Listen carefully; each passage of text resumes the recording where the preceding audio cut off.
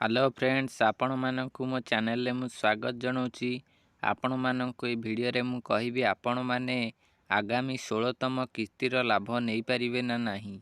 आगकू जो पीएम किसान सम्मान निधि योजनार 16तम किस्ती मिलिबाकू जाउची, एई 16तम किस्ती आपणकू मिलिबो ना नहीं आपण माने किपरि जानि पारिबे। जदि न मिलिबो तेबे आपण मानकू कोन कोन सब करियाकू पड़िबो एबे मु आपण मानकू कहिबी। ସେଥିପାଇଁ ଆପଣମାନେ ଭିଡ଼ିଓକୁ ଶେଷ ଯାଏ ଦେଖିବା ସହିତ ଭିଡ଼ିଓକୁ ଗୋଟେ ଲାଇକ୍ କରି ଚ୍ୟାନେଲକୁ ସବସ୍କ୍ରାଇବ୍ କରନ୍ତୁ। ଏବେ ଚାଲନ୍ତୁ ଜାଣିବା ଆପଣଙ୍କୁ ଟଙ୍କା ମିଳିବ ନା ନାହିଁ। ଦେଖନ୍ତୁ, ମୁଁ ପିଏମ୍ କିଷାନ ସମ୍ମାନ ନିଧି ଯୋଜନାର ଅଫିସିଆଲ ପୋର୍ଟାଲଟି ଓପନ୍ କରିଦେଇଛି। ଏଠି ଆମେ ଆମର ଷ୍ଟାଟସ୍ ଚେକ୍ କରିବା। ଦେଖନ୍ତୁ, ଷ୍ଟାଟସ୍ ଅପସନ୍ ଉପରେ ମୁଁ କ୍ଲିକ୍ କରିଦେଉଛି। स्टाटस ऑप्शन उपरे क्लिक कला पर एभली इंटरफेस आसीबो। आमको एठी हमर रजिस्ट्रेशन नंबर दबाकू पड़िबो। एहा पर कैप्चा फुल करिया पड़िबो। ए जो कैप्चा कोड रहिछि, कैप्चा फिलअप कर सारा पर साइड रे देखंतु गेट ओटीपी ऑप्शन अछि। ए गेट ओटीपी ऑप्शन उपरे क्लिक करिवा को पड़िबो। गेट ओटीपी ऑप्शन उपरे क्लिक कला पर हमर रजिस्टर मोबाइल नंबर रे एक ओटीपी आसीबो। सेही ओटीपी को आमको फिलअप करी गेट डाटा ऑप्शन उपरे क्लिक करिया पड़िबो। एहा पर हमर स्टेटस टी ओपन हो जिवो। जदि आमे हमर रजिस्ट्रेशन नंबर जानि नाहु तेबे आपण माने ए जो नाउ योर रजिस्ट्रेशन नंबर ऊपर अछि सेठी क्लिक करी रजिस्ट्रेशन नंबर जानि परिबा। ए नाउ योर रजिस्ट्रेशन नंबर ऊपर क्लिक करिबा। देखंतु एठी क्लिक कर देली। एहा पर एई भली इंटरफेस आसीबो। आपणको एठी मोबाइल नंबर और आधार नंबर दुईटी ऑप्शन मिलुची। आपण माने मोबाइल नंबर दे जानि परिबे और आधार नंबर दे जानि परिबे। दुईटी जाकरे आपण मानकू ओटीपी दबा को पड़िबो। मोबाइल नंबर देले मोबाइल नंबर को ओटीपी आसीबो। आधार नंबर देले आधार नंबर रजिस्टर रे जो मोबाइल नंबर अछि सेटा को ओटीपी आसीबो। तेणु करी एठी नंबर देबे कि आधार नंबर देबे, जहाँ आपण चाहुथिबे सेया देबे। एहा पर आपण एठी थिबा कैप्चा कोड को कैप्चा बॉक्स रे फिलअप करिवे।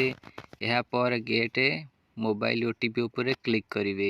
एहा पर ओटीपी आसीबो। ओटीपी फिलअप कला पर आपणक आगरे आपणकर रजिस्ट्रेशन नंबर टी आसी जिवो। आपण लेखिकी रखि परिवे।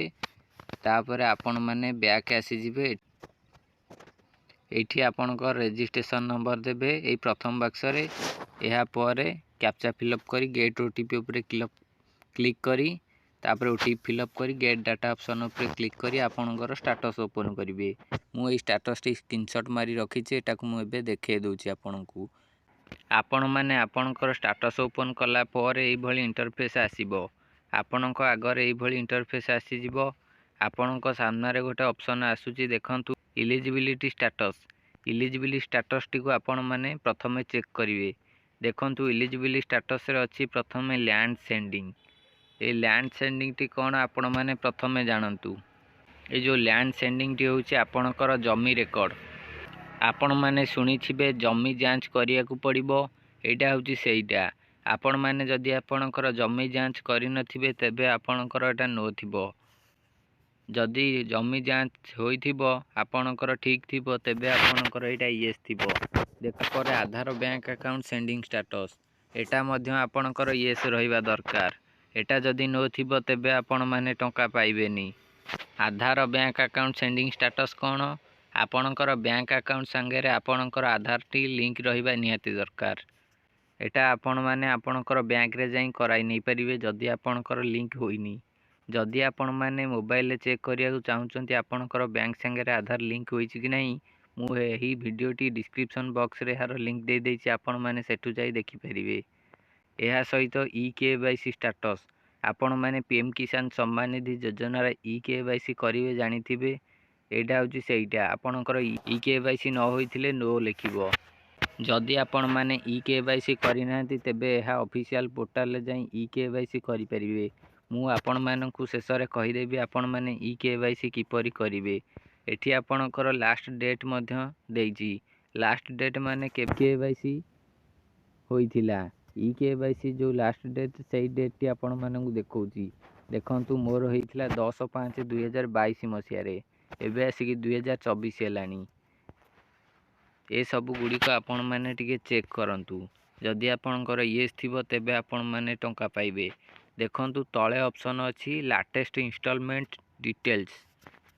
एटा कोन आपणकर केतेटी इंस्टॉलमेंट आसीची आपण मैंने देखि परिबे। देखंतु साइट रे 13 अछि। मु 13तम किस्ती रो स्क्रीनशॉट मारी की रखिची। मोर पेमेंट टी आसीची बोली पेमेंट डन लिखिची। बैंक हेउची State Bank of India SBI bank. तेणु करी आपणकर जो एफएटीओ प्रोसीड ऑप्शन टी अछि ए एफएटीओ प्रोसीड ऑप्शन टी एटा आपणकर मध्ये रहिबा दरकार। यदि एई ऑप्शन टी आपणकर नो थिबो तेबे आपणको टंका मिलिबो नाही।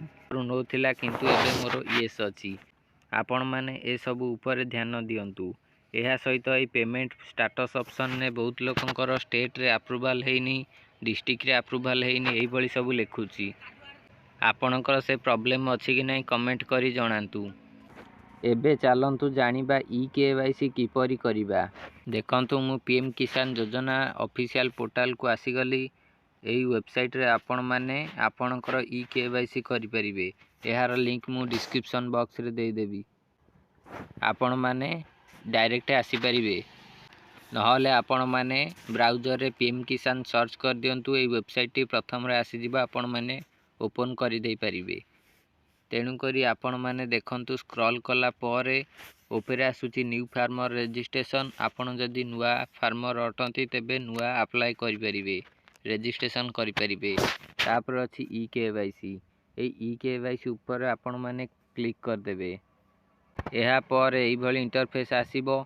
आपण माननकु एठी आपणकर आधार नंबर दबाकू पड़िबो एई बॉक्स रे।